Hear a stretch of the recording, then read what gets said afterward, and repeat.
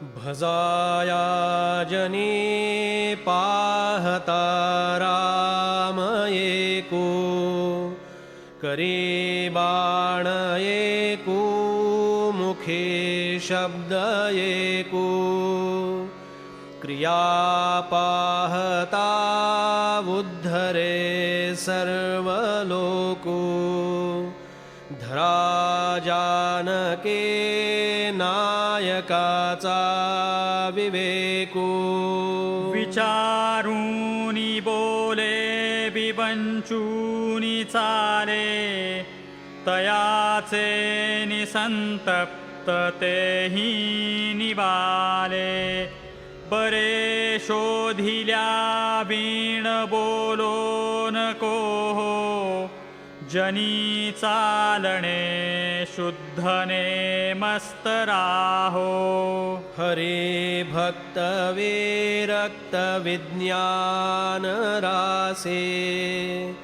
जिणे मानसे स्थापिले निश्चयासे, तया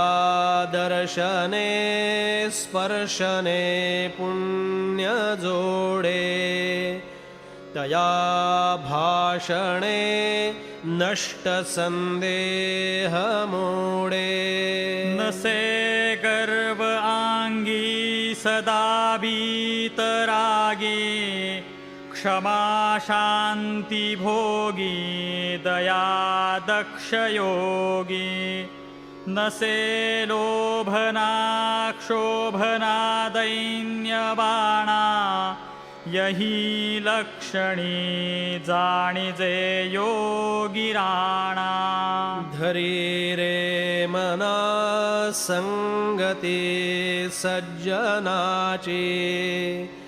जिणे वृत्ती हे पालटे